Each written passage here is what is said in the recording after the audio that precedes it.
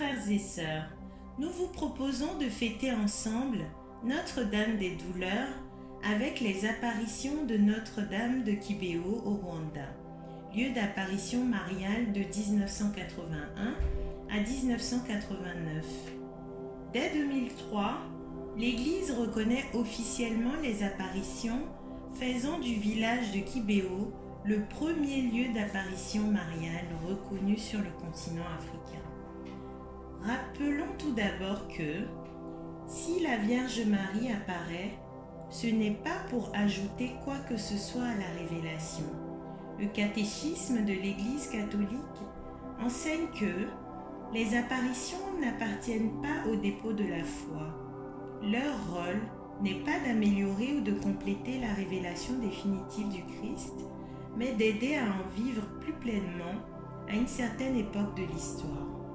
Les apparitions permettent donc une actualisation particulière et trouvent leur légitimité dans les fruits de conversion qu'elles peuvent susciter. Les apparitions mariales s'offrent comme des témoignages de la présence de notre Mère Céleste au cours de l'histoire humaine et dans chacune de nos vies. Elles sont des éclairages portés par la sensibilité féminine et maternelle de Marie avec 3 grands accents. 1. Conduire à son Fils Jésus. Marie dit au serviteur: faites tout ce qu'il vous dira. Jean 2, verset 5. 2. Témoigner de sa maternité. L'ange lui dit: n'aie pas peur, Marie, car tu as trouvé grâce auprès de Dieu. Voici que tu seras enceinte. Tu mettras au monde un fils, et tu lui donneras le nom de Jésus. Il sera grand et sera appelé Fils du Très-Haut. Et le Seigneur Dieu lui donnera le trône de David, son ancêtre. Luc 1, versets 30 à 32. 3. Et nous ouvrir davantage aux autres.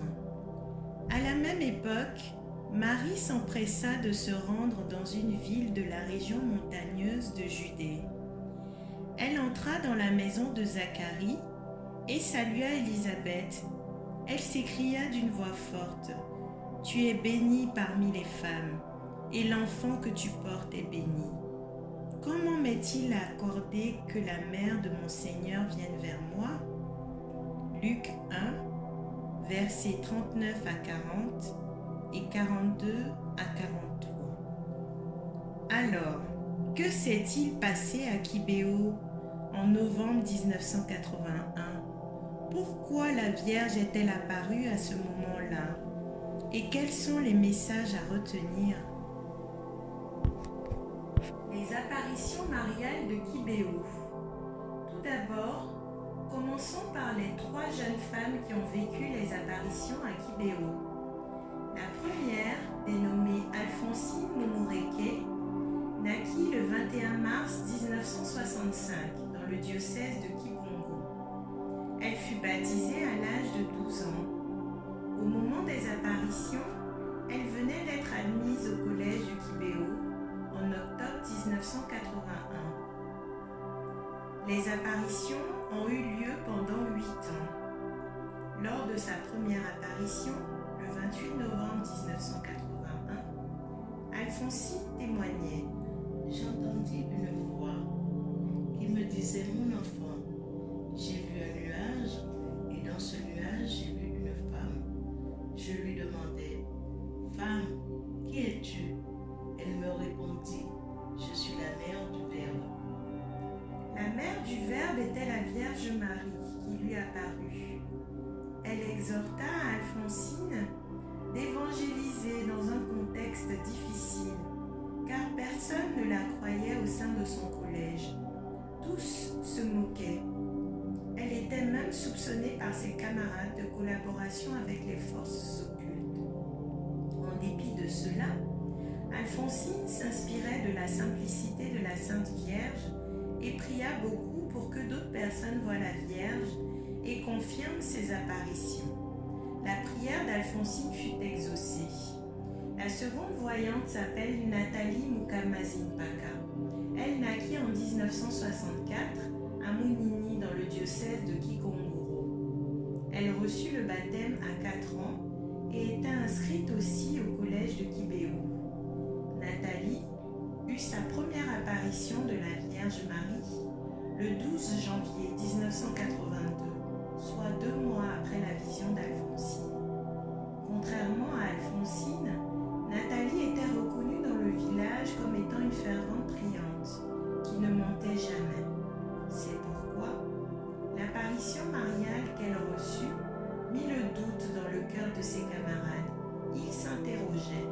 Comment une fervente priante peut avoir ce type d'apparition? La troisième voyante était Marie-Claire Mukongonko. Elle naquit en 1961 dans le diocèse de Kikongoro. Baptisée à 5 ans, elle étudiait au collège de Kibéo également.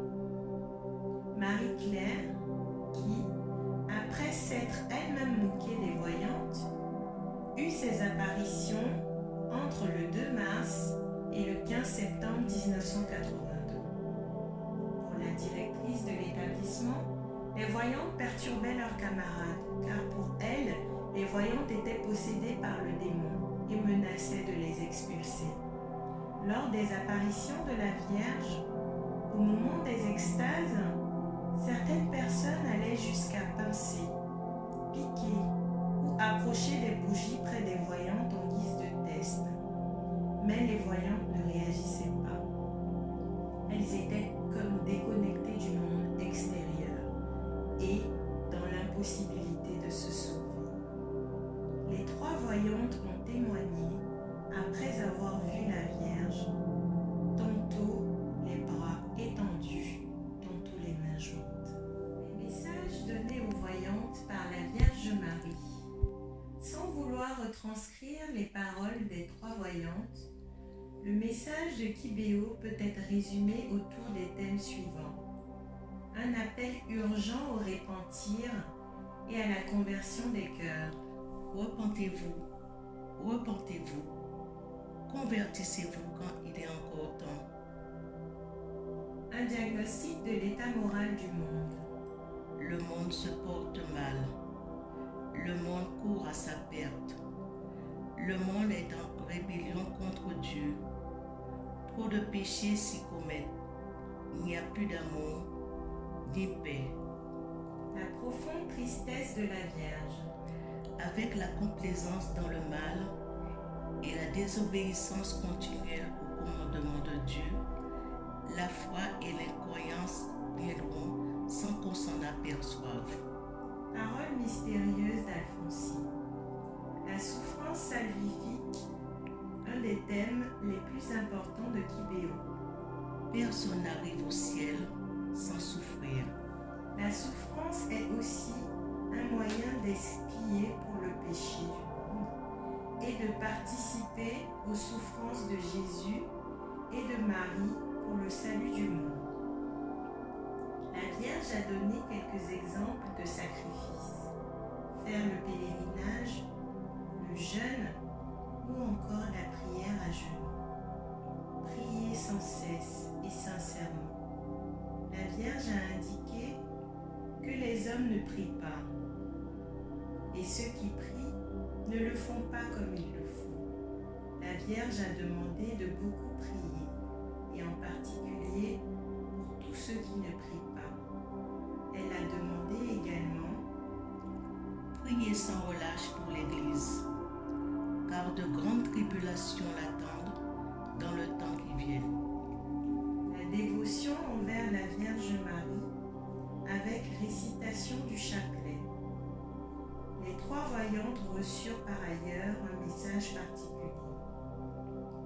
Alphonsine Mumureke, le message de prier pour les familles et pour l'Église. Elle vécut la tragédie des massacres et du génocide de 1994. 800 000 victimes. Partie en République démocratique du Congo, ex-Zaïre, puis en Côte d'Ivoire, elle fut aspirante dans l'ordre de Sainte-Claire et professa sous le nom de Alphonsine de la Croix-Glorieuse en 2006. Nathalie Mukamazipaka reçut le message d'accepter avec amour la souffrance pour le salut du monde, en union avec Jésus et Marie, et de prier pour les âmes du purgatoire. Nathalie reçut le 15 août 1982 la vision effroyable d'une marée de sang avec de très nombreux corps agonisants. Vision qui se révéla prophétique au regard de la guerre civile du Rwanda entre les peuples Hutus et les Tutsis quelques années plus tard. La Vierge a dit à Nathalie que si nous souffrons, c'est que nous ne respectons plus les commandements de Dieu.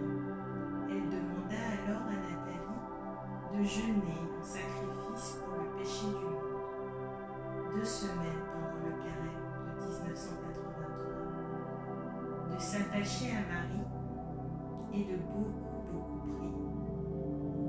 Nathalie dut partir de Kibéo en 1994 à la demande de son évêque en République démocratique du Congo pour sa sécurité. Elle revint en 1996 au Rwanda.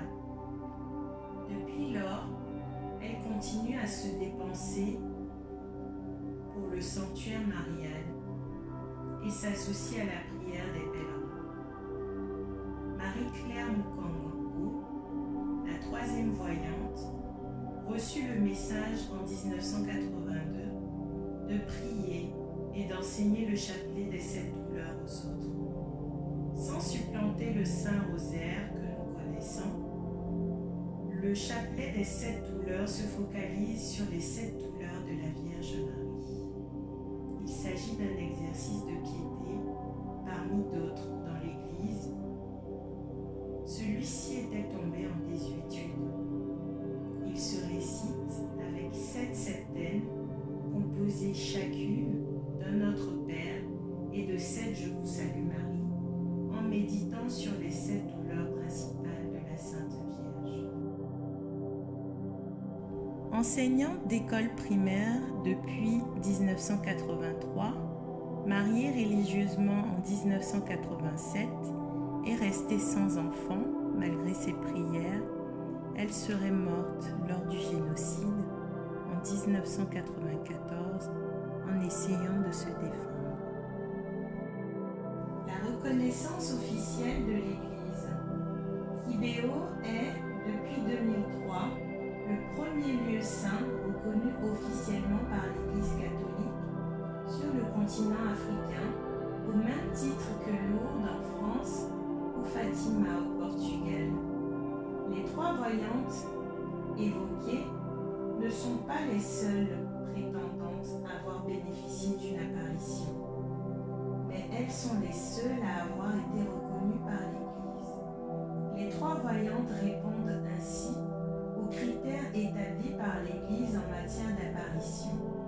Les messages publics reconnus rejoignent les Saintes Écritures et la tradition vivante de l'Église.